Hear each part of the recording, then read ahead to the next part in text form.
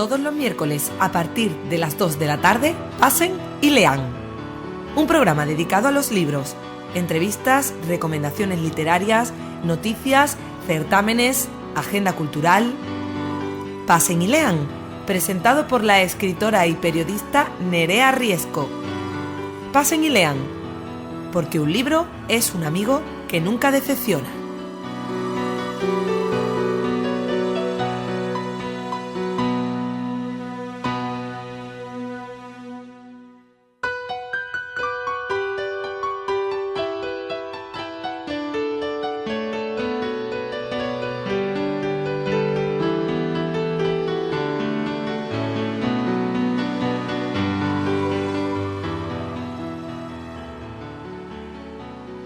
Bienvenidos un día más a nuestro programa dedicado a la literatura Pasen y Lean, un espacio en el que los lectores, los libros y los escritores son los auténticos protagonistas. Y es que ya lo decía Cicerón, un hogar sin libros es como un cuerpo sin alma. Y como nosotros no queremos quedarnos sin alma, vamos, como todas las semanas, a recomendarles un libro que precisamente se va a presentar mañana en Sevilla. Para hablarnos de ello, y seguro que de otras muchas más cosas, tenemos con nosotros a su autora, Laura Falcó, una catalana licenciada en Filología Inglesa que ha hecho de casi todo dentro del mundo editorial. Ha sido directora de marketing en Planeta, directora de la editorial Martínez Roca y actualmente trabaja como directora de los sellos Timón Más, Cúpula, Esencia y Zenit, todos ellos del Grupo Planeta. Además, forma parte del equipo radiofónico del programa La Rosa de los Vientos de Onda Cero, con el espacio La Biblioteca, colabora puntualmente con la televisión y tiene editados 2 libros de relatos, uno de ellos, Gritos antes de morir, y La muerte sabe tu nombre, que es una edición exclusiva para Círculo de Lectores que incluye los relatos que Laura Falcó incluía en Gritos antes de morir y además otros 13 cuentos inéditos. Como les decía, Laura Falcó estará mañana en Sevilla presentándonos su novela Cheltenham House, que nos habla de un apuesto caballero inglés que tras un año de relación le propone a Amanda, a su pareja, viajar desde Estados Unidos a Gran Bretaña para conocer a su madre, a la futura suegra. Hasta ahí parece que todo va bien. Y es que nada hace sospechar que esta pueda convertirse en una de las peores experiencias en la vida de Amanda. Cheltenham House es una hermosa mansión en mitad de la campiña inglesa. Es un idílico lugar donde vive esa futura suegra, Meredith, la madre de Edward, una mujer extremadamente bella, aunque contenida, calculada e incluso algo gélida. En un principio todo apunta a una estancia perfecta, pero en esta casa nada es lo que parece. Amanda ve de pronto cómo está inmersa en un mundo de secretos, de mentiras, de personajes atormentados al borde de la locura y capaces de cualquier cosa por preservar su extraña forma de vida. Les decía hace un momento que un hogar sin libros es como un cuerpo sin alma y que nosotros no queremos quedarnos sin alma, pero lo que yo tengo claro es que este libro no sé si nos devuelve el alma, pero sin respiración nos deja, porque Laura Falcó Lara tiene una inusitada habilidad para arrastrarnos al lado oscuro, para hacernos pasar miedo, vamos. Y es que la pasión de esta atractiva rubia es el terror psicológico y se declara admiradora de Lovecraft, de Edgar Allan Poe y de Stephen King. Buenas tardes, Laura. Buenas tardes, Nerea. ¿Cómo estás? Bien, muy bien, y encantada de estar con vosotros. Bueno, me alegro muchísimo que estés aquí y me alegro mucho también de que vayas a venir mañana a presentarnos tu novela. ¿De dónde surge esta pasión por narrar el lado más oscuro de los seres humanos, Laura? Mira, yo, si le preguntaras a mi madre, te diría que desde niña ni me gustaban las muñecas, ni me gustaban las típicas cosas, sino que me encantaban pues cosas como Casper, o me encantaba la familia Monster. O sea, que siempre he sido un poco rarita en este sentido, supongo. Siempre me ha apasionado esa parte como desconocida, oscura, y siempre me ha atraído lo desconocido un poco. Y yo creo que de ahí, pues bueno, mezclado eso con la pasión por escribir, pues surge lo que surge. No, claro, evidentemente. Desde luego, al leer la sinopsis de Cheltenham House, nos viene a la memoria un poco Rebeca o Psicosis. ¿Hay un trasfondo de inspiración en el cine dentro de esta novela o dentro de tus obras en general? A ver, En este caso, en esta novela en particular, sí. O sea, en esta novela particular, el principio, la manera en que empieza, porque luego la historia no tiene nada que ver, quise rendir un poco un homenaje a Rebeca, es cierto. O sea, empieza como la llegada de Rebeca a Manderley, aquellas primeras frases de Rebeca cuando empieza a recordar su estancia en Manderley. Yo quise un poco que Amanda llegara a Chelston con esa misma sensación, porque un poco, en el fondo, sí que es cierto que lo que le ocurre a Amanda con Chelston le ocurre también a Rebeca. Rebeca llega a Manderley, a una casa preciosa, se enamora de la casa, pero luego todo lo que ocurre en ella es tremendo. Por motivos muy distintos, porque la historia no tiene nada que ver, pero también a Amanda le pasa un poco ese punto de desengaño, ¿no? de amor y desamor. Entonces quise un poco en ese sentido rendir un homenaje a Rebeca, que es un gran clásico y es una de las obras maestras de Hitchcock. También es cierto que hay algún personaje que en algún momento de la novela nos puede recordar un poco también algún personaje de Hitchcock, como puede ser Norman Bates. A mí cuando me preguntan a veces por la novela, digo que en cierta forma es como si nos lleváramos a Norman Bates a vivir a Manderley, o sea, una mezcla realmente explosiva. Vamos, que tu novela es muy visual. Yo no sé si es así como creas las obras. Si tú ves el escenario, si les estás viendo dialogar, si tú en realidad lo que haces al escribir es describir lo que estás viendo de forma visual. Efectivamente, yo necesito ver para escribir. Con esto, a veces hablando con otros escritores, como Manuel Loreiro y compañía, comentábamos las técnicas que cada uno podemos tener y yo decía, yo es que necesito vivir la novela. O sea, me siento delante del ordenador y me empiezo a imaginar la escena e incluso a veces la digo en voz alta porque creo que es la manera de que sea creíble, de que yo misma me vea inmersa y piense cuál sería mi reacción ante esa situación en particular. Yo me imagino que cada uno tiene su forma de escribir, tú tendrás también la tuya, probablemente igual no tiene nada que ver con la mía, pero yo creo que cada uno tiene su técnica. No, yo creo que es muy parecido a eso. Es el hecho de casi te conviertes en el secretario, ¿no? Que está dando fe de lo que está ocurriendo. Totalmente, ¿no? Necesitas vivirlo, supongo que sí. Eres una escritora fraguada de una forma muy actual, porque lo tuyo se ha ido fraguando, ya nos lo contarás ahora, a través de internet, porque tú colgabas tus relatos en un blog, el blog de laurafblogspot.com y .es, hasta que un agente literario te pidió representarte. De ahí nacieron esos libros de relatos de los que he hablado antes. Pero ¿cuándo se da cuenta Laura Falcó de que la historia que está creciendo en su interior no es un relato, sino que necesita el espacio de una novela para poderse desarrollar? Mira, es todo como muy divertido, porque yo siempre me ha gustado escribir y siempre he escrito relatos, sobre todo relato corto. Lo que pasa es que lo hacía para mí misma. Cuando se pusieron de moda todo este tema de los blogs, pues un buen día hablando con amigas y tal, que hayan leído algún relato, venga, haz un blog y cuélgalos. Y lo empecé a hacer, pero un poco para mí más que para el resto. Y la gente se fue enganchando y bueno, cuando me quise dar cuenta, pues tenía muchísimos seguidores. Y lo que cuentas, un día un agente literario se le ocurrió entrar en el blog, empezar a leer y se puso tan pesado, déjame que te represente, déjame que lo mueva, que dije, bueno, va, pero yo pensando que no saldría, sinceramente. Quizás porque, como se suele decir en casa de herrero, cuchillo de palo, ¿no? Sí. Y bueno, siendo editora, siempre he sentido un gran respeto por lo que supone ser escritor y yo, aún a día de hoy, todavía me cuesta mucho decir que soy escritora. Me parece una palabra muy grandilocuente, muy importante para nombrarme a mí misma con semejante título, ¿no? Entonces, bueno, pues empezó la cosa así, como un divertimento, sin darle mayor importancia. Y ya cuando vimos que los relatos gustaban, que tuvieron su público y que funcionaron, pese a que el relato es un género que en España cuesta porque no tenemos una gran tradición. Cierto. Bueno, pues dije, pues quizás podría probar a hacer una novela. Y además, bueno, tanto mi editor como mi agente me animaron a ello. Y aquí estamos, pues bueno, haciendo una primera prueba. También te digo que me costó mucho cambiar el ritmo, porque una cosa es escribir relato con los tiempos del relato y la sincronicidad y lo sucinto que es el relato, y otra cosa es pasar a los tiempos de la novela, que realmente yo creo que requieren un ejercicio de método, de planificación mucho más exhaustivo que un relato.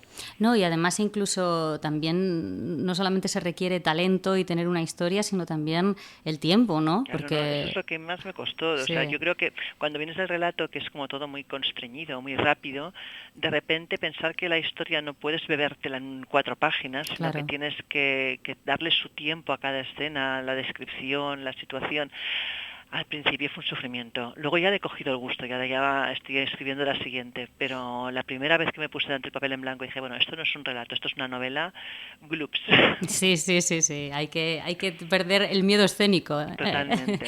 Tengo que reconocer que me gusta mucho esta idea de la mujer escribiendo misterio y terror. Yo me imagino que también cuando te enfrentas a las entrevistas será algo de lo que te preguntan muchas veces, ¿no? Pero porque yo creo, y te incluyo, porque de cierta forma tus novelas también respiran a veces, como fue en su momento Ars Magica, respiran ese punto también de intriga, de suspense. Yo creo que es un mundo muy masculino, fíjate. Incluso a nivel de lectores, yo que he estado muchos años llevando Minotauro, la sorpresa es descubrir que el 80% casi de los lectores de terror, de fantasía, son sobre todo hombres. Entonces yo creo que también pasa lo mismo con los escritores, que es un género muy masculino. Entonces las mujeres que hacemos incursiones se nos mira como, uy, ¿qué haces aquí? No solamente eso, sino que encima cuando te ven te dicen, pero es que además eres guapa. Dice, ¿qué pasa? ¿Que para escribir terror tengo que tener pinta de gótica? Bueno, hay un poco esa eso historia. Impresionaría, ¿eh? Pero que hay un poco esa historia. O sea, a mí me ha pasado más en una ocasión en entrevistas, tal, cuando te ven y dicen, uy, pero como que no me pegas, no escribiendo esto. Digo, bueno, ¿qué pasa? Que tengo que tener un aspecto siniestro para escribir esto. Claro, así rubita y angelical no pega, ¿no? Tendrías no pega. Que estar así como más Morticia Adams. Totalmente. Charlton House es una novela que engancha desde las primeras páginas y de hecho si entras en internet y se ven las críticas y quizás sea eso lo que más se dice de ella, ¿no? Que la gente como que se queda atrapada desde las primeras páginas. ¿Tú crees que la experiencia que tienes en otros ámbitos dentro del mundo editorial te sirve a la hora de elaborar una novela? O sea, como si tuvieras tú una especie de fórmula para captar desde la primera página la atención de los lectores. Yo creo que si tuviera esa fórmula la vendía y me hacía millonaria y no me hacía falta escribir ni editar. Claro. Yo creo que esa fórmula no la tenemos ninguno. Yo creo que es una cuestión personal de la manera de escribir de cada uno. Y yo creo que también tiene mucho que ver con la manera de leer. Yo reconozco que como lectora, y quizás esté mal decirlo, porque al ser editora yo a veces cuando digo esto pienso, bueno, según quien me oiga pensará, Dios mío. Yo creo que hay como dos tipos de escritores. Hay los escritores más audiovisuales que quizás sacrifican un poco el exceso de estilo o ese lenguaje tan recargado y esas descripciones tan embelesadas, las sacrifican un poco en pos de algo más audiovisual, más directo, más moderno, en cierto modo. Y hay los escritores quizás de otra generación o que bueno, que les gusta escribir de esa forma, que quizás disfrutan con el lenguaje, que son como más rococós en toda la estructura de su novela. Yo como lectora, lo siento, hay grandes obras maestras escritas en ese estilo, pero a mí leer una novela casi con un diccionario al lado, ¿qué quieres que te diga? No me apetece. Sí. Entonces, reconozco que como lectora soy una lectora muy bestselera. Me gusta un estilo muy directo, me gusta mucho el diálogo, me gusta mucho la acción, y las novelas, por buenas que sean, que son lentas, con excesivas descripciones, me agotan. Entonces yo creo que escribo un poco, pues como también me gusta leer, con mucha imagen, con mucha acción, y eso, imagino, sobre todo para gente que igual no es muy lectora, es más fácil que te enganche, porque se parece más quizás a lo que estamos acostumbrados a ver en el cine. Sí, yo también estoy de acuerdo contigo en que una de las cosas más atractivas quizás de una novela sean los diálogos, ¿no? Quizá una de las maneras más fáciles de hacer un dibujo de lo que son los personajes y también una manera muy atractiva de hacerles palpables, ¿no? Un diálogo en el que los personajes no suenan reales hacen que el lector se desconecte, ¿no? Mira, yo siempre digo que la primera vez que colgué un relato en una web hubo una persona anónima que me hizo la mejor crítica que me ha podido hacer nadie, porque para mí fue una clase magistral, que me dijo lo siguiente, me dijo, ¿has probado leer en voz alta y escenificar lo que cuentas en los diálogos? Dice, porque no es creíble. Te juro que cuando cogía el relato que había colgado, que era el primero que me atrevía a colgar, y lo leí en voz alta, dije, qué razón que tiene. Y desde entonces lo que te digo, necesito escribir casi actuando, para ver que eso realmente tiene sentido. La verdad es que ahora que lo estás diciendo, me está apeteciendo verte así por un agujerito en esos momentos. Casi. No, mi marido alguna vez que me ha visto me dice, ¿pero qué haces? Como si estuviera loca completamente. Digo, bueno, déjame tranquila. Es bueno saber las técnicas de otros escritores. Y otra de las cosas que debe servirte de inspiración es ese algo, que no sé cómo llamar, que tú tienes, que podría decirse que es como una especie de sexto sentido, una percepción especial que te hace buscarle una explicación a experiencias propias que no tienen explicación. Tú y yo ya hemos hablado de eso. Sí. De hecho, me ha servido en alguna ocasión muy cercana para llevar a término termino mi obra, ¿eso también funciona? El sentir que hay algo que uno puede percibir y que no sabe cómo explicar e intentar buscarle palabras para explicarlo. A ver, indudablemente, bueno, no es el caso de Cheltenham House, porque Cheltenham House siempre digo que es un terror o un suspense muy cercano a los vivos, no a los muertos. Quizás Gritos antes de morir, que es la obra anterior de relatos, son relatos más cercanos a lo que es el mundo paranormal o a los fantasmas, a la muerte. Pero sí que es cierto que bueno, yo desde niña, y lo he dicho más de una ocasión, pues bueno, me han pasado cosas que a veces son difíciles de explicar, que al principio cuestionas si realmente es un sueño o te ha pasado o te ha dejado de pasar hasta que ves que no, que realmente eso está ahí, existe y te pasa y ves cosas y ocurren esas cosas, ¿no? Y como comentabas, bueno, eso te da quizás una forma distinta de ver la vida en general. No sé si una forma distinta de escribir, pero sí de concebir la existencia o de pensar realmente en qué hacemos en este mundo y a dónde vamos a parar. Y bueno, supongo que eso sí que en cierto modo impregna tu obra, esa visión diferente de la vida o ese saber que las cosas no se acaban quizás aquí y mañana. Es posible. Y otra cosa, antes estábamos hablando de esa manera en la cual uno quizá extrae su experiencia, en tu caso de editora, no para crear esa fórmula, pero sí saber por lo menos cómo palpita un lector, ¿no? Una de las cosas que se habla mucho en Internet sobre tu obra, sobre Cheltenham House, es precisamente esa sensación que se tiene al leerla de que uno se imagina ya cómo va a ir transcurriendo, cómo van a ir ocurriendo las cosas, y de repente que tú hagas clac y cambies todo el sentido y que descoloques al lector. Eso te diría que no sé si tiene que ver con la faceta de editora o con la faceta también nuevamente de lectora. A mí me encanta Stephen King, y Stephen King hace mucho eso. Stephen King es mucho de que tú te sientas en una zona de confort mientras estás leyendo, creas que las cosas tienen una lógica y de repente te cambia absolutamente todo el suelo, ¿no? Y es una cosa que siempre me ha maravillado tanto del cine como de la novela. O sea, ese tipo de obras donde el escritor o el guionista es capaz de descolocarte en el último instante o de que las cosas vayan hacia un lado y acabes dando un giro imprevisto. Entonces yo supongo que bueno, que en el fondo todos escribimos como nos gustan las historias, y como a mí me ha gustado siempre mucho eso, ese tipo de giros, esos imprevistos, ese final inesperado, pues supongo que escribo de esa manera porque en cierta forma lo llevo dentro, lo he mamado leyendo y lo he mamado también a nivel audiovisual. Y otra de las cosas que me sorprende, porque yo, bueno, me admira muchísimo la gente que tiene su profesión, que hace muchas cosas a lo largo del día, además cosas que le entretienen bastante, no solo de trabajo, sino familiares, y que al final, bueno, también consiguen sacar adelante una novela. Yo, por la cantidad de cosas que haces a lo largo del día, intuyo, que ya nos lo contarás, escribes al final de la noche. Yo no sé si, teniendo en cuenta la materia de la que están hechas tus historias, yo no sé si Laura pasa miedo sumergida en estos mundos. Mira, escribo cuando puedo, porque es verdad que, como bien dices, tengo multiocupación, ¿no? Estoy por un lado pues en la editorial, por otro lado cuando no grabando para Rosa de los Vientos, ahora también además colaboro también con Levántate y Cárdenas, o sea, bueno, yo qué sé, creando 2 proyectos nuevos, entonces es cierto que combinar eso con la familia y además escribir es casi para ganar un premio, aunque solo sea a la vehemencia. Y bueno, y escribo cuando puedo, o sea, a veces llego a casa, escribo por la noche, a veces escribo el fin de semana, bueno, a ratos sueltos voy haciendo con todo lo que ello implica, porque evidentemente cada vez, como escritora lo sabes perfectamente, cada vez que paras un tiempo y tienes que volver a reiniciar, a veces tienes que releer para no perder el hilo, con lo cual cuesta el doble de trabajo posiblemente que el que se dedica únicamente a escribir. Pero miedo, no me da miedo. Yo creo que mi problema, o quizás lo que más me gusta a mí del terror, es que en general no me da miedo, ni las películas, ni las novelas, al revés, las disfruto. Yo creo que el terror tiene una cosa adictiva que se llama adrenalina. O sea, ese punto que nos da, ese subidón que nos da cuando leemos o cuando vemos una escena de terror, ese estar inquieto, el no poder estar relajado, tiene un punto adictivo también. Pero a mí miedo no me llega a dar. O sea, a mí miedo, siempre digo que me da más miedo los vivos que los muertos. Me da más miedo probablemente las situaciones reales que no lo que me pueda contar una novela o una historia. La disfruto más que sentir miedo. Y me parece muy interesante el escenario en el cual planteas tu novela, ¿no? Chelston House, en mitad de una campiña inglesa.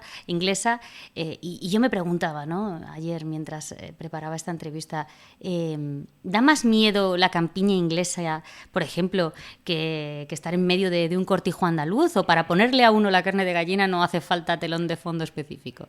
No, lo que pasa es que yo creo que hay una mezcla de ingredientes. Es decir, primero que a nivel histórico tenemos una tradición muy fuerte de ligar lo que es el terror con lo anglosajón. Quizás porque ellos tienen una parte de leyenda, de mito, muy asentada en su cultura, es decir, el Halloween, las campiñas inglesas también están muy asociadas a esa parte de fantasmas. Hay quizás más tradición, igual que en España. Y luego porque aparte también hay otra cosa que hay que entender, que es que la historia de Chelston, tal como ocurre, con los matices y los personajes y los caracteres que tienen, no se podría haber dado nunca en Andalucía. ¿Tú te imaginas a Meredith, que es una mujer más bien contenida, fría, inglesa, metódica, poco efusiva, siendo andaluza? Como a su hijo a besos, o sea, no me cuadraría para nada. ¿Sabes lo que quiero decirte? O sea, yo creo que también es una cuestión de carácter. O sea, a mí me iba en este caso muy bien situar esto en la campiña inglesa, con el carácter que tienen ellos, con el clima, ese clima medio lluvioso, gris, que es un poco, que tiene ese punto ya claustrofóbico, ese punto. Entonces, yo creo que jugaba a favor en este caso todos los elementos. Más allá de la tradición, había una cuestión de enclave, de personajes que funcionaba muy bien ahí. De hecho, uno de los juegos que hay en la novela es que Amanda, que es americana, y americana hasta la médula, una tía muy moderna, muy poco acostumbrada a los clasismos, precisamente todo ese mundo la choca y la descoloca muchísimo, y yo creo que eso, si la llevo a Andalucía, el choque hubiera sido otro, pero no es, Hay otra cosa, hablas de los personajes y yo siempre tengo la teoría de que todos los personajes de un autor son el autor mismo. Yo no sé qué piensas de esto al describirlos, como los estás describiendo. Hombre, yo creo que algo dejas siempre de ti en las novelas, es normal y es lógico. Quizás de tener algo de los personajes podría tener algo de Amanda, en el sentido de que Amanda es muy curiosa, no se da nunca por satisfecha, necesita saber más. Quizás en ese sentido sí que podría ser Amanda, porque también soy muy curiosa, excesivamente curiosa, pero claro... De Meredith nada. De Meredith difícilmente. Meredith para mí es un estereotipo, en cierto modo. Es ese personaje, aunque sea el personaje más redondo de toda la novela, que probablemente lo es, Meredith es ese personaje que bebe parte de la tradición de esas madres autoritarias, de esas madres poco emotivas. O sea, tiene mucho de estereotipo Meredith. No creo que Meredith y yo tengamos mucho que ver. Meredith también es una persona muy traumatizada, es una persona que su vida ha sido completamente vivida fuera de lo que ella hubiera querido, ¿no? O sea, todo es una especie de contención, de seguir con una serie de rutinas porque es lo que se espera quizás de ella. O sea, yo de Meredith no creo tener nada. Bueno, si descubres que tengo algo me avisas, más que nada para hacer un exorcismo. Pero... Bueno, yo siempre digo que hasta el malo más malo y el más detestable de mis novelas tiene algo de mí. Lo que pasa es que ese algo no ha salido nunca porque no se ha dado la circunstancia. O sea que no te podría decir que a lo mejor sí que he encontrado algo de Meredith, pero vamos, no lo sé. No te digo que no pueda haber alguna cosa, pero que en términos generales posiblemente hay personajes que sí, que son más, y que además te sientes más en confort con ellos. De hecho, yo creo que Amanda, al ser una primera persona, es más fácil que te impliques con el personaje. Pero con el resto de personajes, aunque sí que pueda haber alguna pincelada, igual no tanto de mí como de personas igual cercanas. O sea, Edward, mi marido, por ejemplo, leyendo a Edward, decía, es que aquí hay cosas de Edward que yo creo que te has basado en mí. Sí, digo, claro, pues quizás sí que he cogido pinceladas de tu carácter y las he puesto ahí, no te digo que no. Pero no sé, yo creo que a veces también los escritores no somos conscientes tampoco hasta qué punto nos dejamos o nos volcamos en ciertos personajes o en ciertas escenas de la novela. Yo creo que los análisis que se hacen de las novelas, como cuando eras pequeño y ibas al cole y te decían, no, porque Quevedo en esta línea quiso decir. Sí. Yo siempre he pensado, realmente Quevedo se levantara la cabeza y viera lo que estamos diciendo de lo que él quiso decir, seguramente que no es consciente ni de la mitad. Sí, yo también lo creo. Pero es verdad que, por ejemplo, los personajes más malos, que a lo mejor luego luego cuando te enfrentas a un club de lectura y tú ves que los lectores les han cogido tirria porque es que realmente han resultado personajes desagradables, en el fondo yo, por lo menos a mí me pasa, les tengo cierto cariño porque le daban vida a la novela, o sea, tiraban de mí para que la novela fuera de una forma o de otra, ¿no? Pero claro, por ejemplo, a mí esto me hizo mucha gracia el otro día hablando con Walter Risso, porque él como psicólogo además fue muy gracioso, me decía, es que a mí el personaje que más me gusta precisamente es el más malo de todos. Sí. Y me decía, dice, claro, mi mujer siendo psicólogo me ha dicho, oye, quizás que te autoanalices a ti mismo, dice, porque algo no va bien en ti. Y yo decía, no, porque precisamente es el que le da más caña a la novela. Dice, sí. Los personajes buenos suelen ser menos, aportan menos quizás a la trama, aportan menos acción, enriquecen menos. Dice, los malos, fíjate, el gran malo de la historia, que es uno de los personajes más atractivos, Darth Vader. Oye, ¿será que no tiene club de fans Darth Vader? Claro. O sea, yo creo que los malos tienen ese punto atractivo, ¿no? Ese punto canalla que gusta, ese punto... Claro, y además si su maldad viene de algún tipo de tormento, incluso resulta hasta conmovedor. Exacto. ¿Qué es más, Laura? ¿Editora, autora, escritora? ¿Qué es lo que, al final, cómo te describirías? Ay, Dios. Bueno, yo creo que de momento todavía me siento muy editora. O sea, lo de estar escribiendo todavía me sorprenden las críticas. Cuando veo que de momento las críticas la verdad es que están siendo buenísimas, yo misma me sorprendo, pienso, uy, no era consciente quizás que escribía así de o bien o de correcto al menos, y todavía me siento un poco incómoda con la palabra escritora. Más que incómoda, que le tengo mucho respeto, como decía antes. Entonces yo creo que sigo siendo más editora, aunque en mi ser siempre ha habido pues esa parte creativa que al final yo creo que a la vejez te duelas y cuando cumples una cierta edad ya te da igual un poco todo y te destapas. Igual esto mismo con 20 años no hubieras sido capaz de hacerlo, no sé. ¿Y Laura Falcó tiene en mente algún otro proyecto? Antes has dado una pincelada, que estás ya en otra obra, pero no sé si nos puedes adelantar algo. Mira, estoy escribiendo una obra que empieza de una manera muy inquietante. Además, la idea me la dio sin querer Julia Otero en una entrevista de Gritos antes de morir, porque me dijo, oye, qué raro, colaborando como colaboras en radio, que no hayas centrado ningún relato en la radio. Y me fui de ahí como diciendo, oye, pues qué razón tiene. Entonces, como sabes, yo colaboro con La Rosa de los Vientos, que es un programa que tiene ese punto de enigma, misterio, y pensé, hoy podría estar chulo que una novela empezara justamente en un programa de esas características. Entonces, la novela que estoy escribiendo empieza de una forma muy demoledora, me salta la palabra, en un programa de radio de este tipo, en América, en México, para ser más concretos, y están en una mesa redonda varios contertulios hablando de temas de enigmas y tal, y de hecho en ese momento entran llamadas de la gente, y en un momento dado hay como una interferencia, se corta toda la comunicación, y en esa interferencia soy una voz de una niña que dice, papá, sigo viva, ayúdame. Dios mío. Y se corta la emisión. Me has puesto la carne de gallina. Y ahí empieza la novela. Es un thriller, aunque pueda parecer otra cosa, es más thriller que otra cosa. Es un thriller que se desarrolla a caballo entre México, Perú, Estados Unidos. Hay personajes americanos, españoles, mexicanos, peruanos. O sea, es un pupurri de culturas. Y es una novela con un ritmo, como puedes empezar a ver por el principio, es un ritmo bastante trepidante toda la novela. Madre mía, parece muy, muy, muy interesante. Pero bueno, de momento todavía estamos en plena promoción de Chelmsford House. Efectivamente, todavía estamos ahí. Todavía estamos. Muchas gracias, Laura Falcó, por tu amabilidad, por compartir este tiempo con nosotros. Y nada más. Lo único, decir que esta tarde, para los que quieran venir, mañana vamos a estar en Casa del Libro a las 7:30, en la calle Velázquez 8. Sí. Y que estaremos encantados de que nos acompañe quien quiera. Sí, eso desde luego, decírselo a todos nuestros oyentes que esta novela se presenta mañana. Muchas gracias, Laura, nos vemos mañana, porque yo me voy para allá.